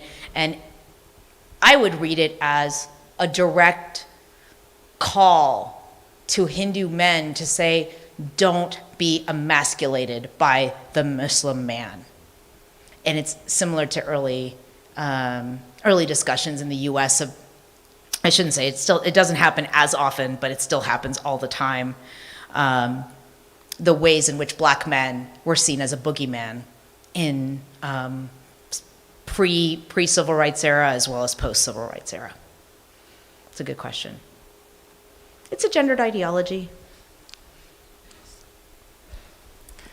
Hello, Professor. My name is Vishal. I actually lecture in this building. I'm in the law school. Oh, cool. Thanks for your very enlightening talk. I just had two questions, one on methodology and one on definition. So in terms of the methodology, I had recently seen on YouTube like an example of a website in America called American Renaissance. It was by a guy called Jared Taylor, and he classifies himself as a white advocate and doesn't use the term a white supremacist. So, and a lot of the things that he's done is populated online. He almost has like conferences, it seems very academic, promoting these very right-wing ideas. I see. So I think in the examples how we would classify it as a very right-wing fringe kind of movement, but using online sources to get his message across. Now, in the two examples that you have provided in your case studies, would you say that they are just more like fringe movements on the side, using social media to, of course, they would have very nasty kind of messages, as you've shown, like Gita on one hand, a gun on the other hand. But is it a fringe movement, or is your message saying that these things are on the growth and it's becoming something that is widespread across? Because one can accept that fringe movements will use social media, they will do that, and so why is that concerning? So that was the question on the methodology. Then the other ones I just want to ask was that, I just want to put it out there that there are a lot of different conflicting views on definitions of Hindutva, for example. I don't have the citation, but I know there was a landmark judgment somewhere in 1995 where the Indian Supreme Court looked at definitions of Hindutva as well. I mean, if you pick up I couldn't find that, so I'm picking up the Wikipedia page, and it's saying that obviously this is subject to clarification. It's a Wikipedia, but they're saying Hindutva is understood as a way of life or a state of mind, and not to be equated with or understood as religious Hindu fundamentalism. So anyway, just in that point, what I'm putting forward to is that the question of methodology, and then the question of differing interpretations and definitions. So thanks so much. No, it's great questions. So let's start with methodology, and then we'll get to definitions. So you're correct. There are a number of fringe movements. And Narasimha Anand in 2015, when I started researching him and following him, Rana Ayub, actually, the journalist, had done like a whole expose, which got me interested and so I went down a rabbit hole with a couple of different news articles and started finding interviews with him. He was fringe at that time. When he started these training camps initially, he was definitely seen as outside the norm. But in 2020, he is one of the main members, and I didn't get to this because I talk too much. This is my problem. But a couple of, 6 months ago, they had this major event. It was called a Dharma Sanstad in Haridwar, and it was a collection of various politicized Hindutva sadhus, or priests, who came together along with Narasimha Anand, who was invited. And before this, about a year earlier, he was invited to be a part of a panel discussion with Amit Shah, Home Minister. Now, that is a big deal because he would never have been a part of any kind of governmental function. It was protested, by the way, very large. And then the biggest thing for me was that in 2020, I want to say, he was invited to the U.S. by the VHP. The VHP is essentially overseas Hindutva, or Vishwa Hindu Parishad. It's another kind of Hindu organization that's very right, but they had invited him to speak.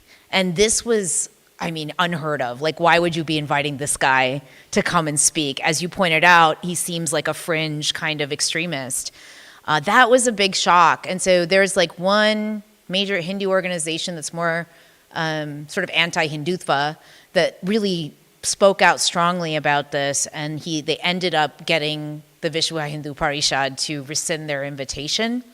But this really started some awareness. So going back to the Haridwar Sanstad, the Dhamma Sanstad, Narasimha Anand was invited to this collection of scholars, and they came out with a bunch of hate speech and basically a manifesto about how the Hindu Rashtra should come into being. And if you're wondering if it was just that one-off, it was not. In fact, just 4 days ago, I showed a screenshot of this in one of my other lectures here. it's an article in the Hindustan Times. The new Dharma Sanstha, the one that they're held this year, just released is about to release a 750-page document that they're calling the Constitution for the New Hindu Rashtra in the New India. And they are planning to send it to the BJP. They have now made inroads into the political movement, and they are becoming normalized. They are becoming, like you said, growth into being a part of the mainstream. So my concern in bringing attention to him is that he has been able to affect legislation. As I pointed out, the first time he did this in 2018, Gurgaon did not stop namaz prayer. The second time that he did this, he got the districts to start to restrict Muslim rights in public spaces.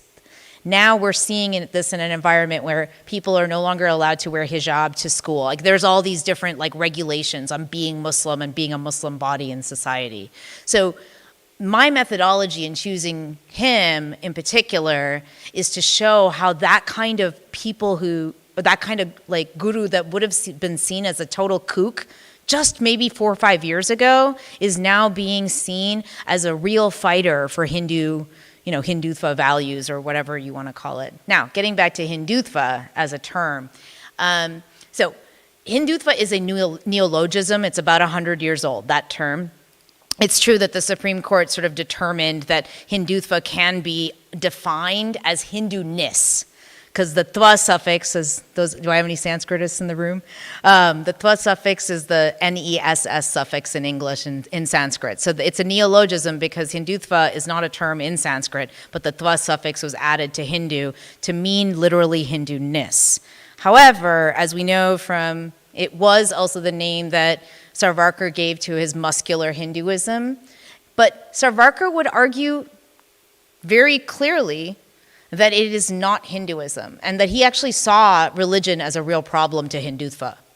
He saw Hindutva as something that was necessary to protect the nation, and that India is fundamentally a Hindu nation. Everyone's Hindu, whether you're Hindu or not. By the way, we have US politicians make this argument all the time. They're like, yeah, but you are kind of Judeo-Christian, right? Because you live here, right? And it's about values, right? That's the argument that they make. There are differing definitions, but I would assert, based on my own research, that Hindutva is a political ideology that profits from Hindu majoritarianism. So a certain set of principles that are considered Hindu in a cosmopolitan, global way that are often correlate to the practices and rituals of people like my family, upper caste or dominant caste, middle or upper class, right? My parents had never heard of Tara. I'm just going to put that out there. Let me put that as an example. So when I wrote my first article and I told them that I wrote it on Tarapith, my dad was like, well, we're Tamil. We don't really go to Bengal. So we had never heard of this particular version of Kali, right? And they're like, oh, well, there's so many gods out there, right? But they were shocked to learn that people could offer alcohol. I mean, people live in very small bubbles. That doesn't mean everyone is like that. But many of these groups, particularly in those upper echelon caste communities, do have a very specific idea of what constitutes Hinduism.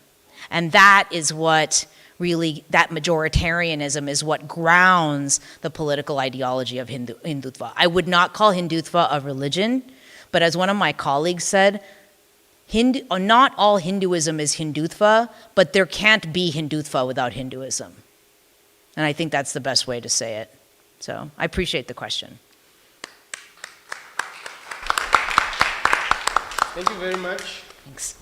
Thank you very much for your questions. We've come to the end of today's proceedings. We thank you so much, Professor Sundaram, for your contribution today. I'd like to call Bev, our colleague, to come to the fore. There's a ritual that she's supposed to perform. With these religious people, there's always a ritual.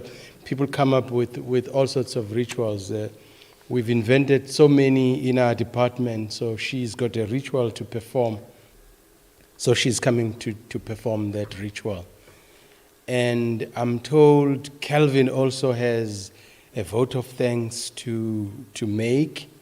So please, Bev, come, and then Calvin to do a vote of thanks.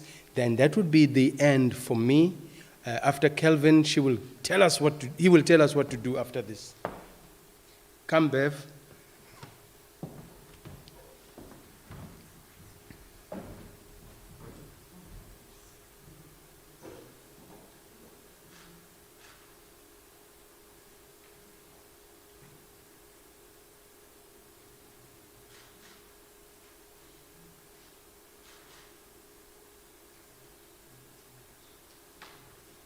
Thank you all for having me. It's been such a lovely experience to be here. I've already told the department I'm happy to move here.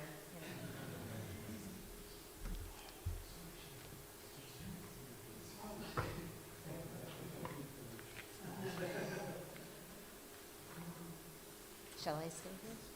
Or do I go back? I don't want to be in your way. I feel awkward. Oh yeah, the laptop. It's not my laptop. They can just, you can take that off if you want. Yeah, you can just close it. Just close it. I wouldn't move it. It was very carefully situated there. Thank you, everyone, by the way, for being here. Thank you, Dheepa.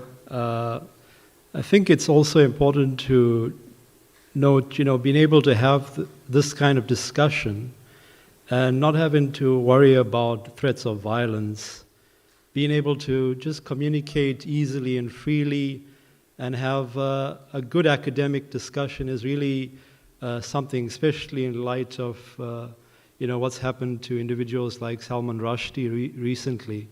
So that's also part of the discussion. You see this talk of violence. It is concerning. So that's something we need to keep in mind. Also, I found your point about Ugratara and Tarapith very fascinating, because it kind of shines this light on what do we actually regard as Hinduism. Is this Hinduism okay and that Hinduism is not okay? What gods are acceptable, what gods are known, or what gods are not known? Anyway, I'm going to just conclude by giving some final thanks. First, I'd like to thank the University of Denver for helping to facilitate Professor Sundaram to be here. I would also like to give special thanks to our public relations officer, Ms. Melissa Mungru, who has worked really hard to the organization of this event. We give thanks to our executive director at corporate relations, Ms. Norma Zondo, although she couldn't be here today. But thank you, Professor Kgalema, for, the metamorphosis was really, really something, and, thanks for taking her place. All right. I would like to also thank the dean and head of our school, Professor Simangaliso Kamalo. Our thanks to ICS and Audiovisual Services for the sound and the streaming of this event. Our gratitude and thanks to Nihal Productions for providing the dance entertainment. Our thanks to EF Catering for the delicious food which we will soon partake in. I would also like to give a very special thanks to all our colleagues at the Religion Department for all the hard work that they have put in for many months. It might look easy peasy, when you come, but it actually takes a lot of work, a lot of effort, and a lot of planning. In particular, I'd like to give thanks to Dr. Cherry Muslim. I think, can we give a round of applause to her? She's worked really hard in putting this event together, and as was mentioned by Prof. Kamalo, you had the back and forth emails constantly, and I had the WhatsApp messages, and I'm sure everyone else had the same thing. But it was necessary in order to get this event going and putting it together. And finally, I want to thank everyone for being here. and taking the time to actually, be present and to participate, whether you are here in person or online. And the last bit of gratitude, which I think we are all going to be very grateful for, is for the food. So I'm grateful for the food, and after this, you can all gently make your way to have something to eat and have some refreshments. So a round of applause to everyone. Thank you for coming.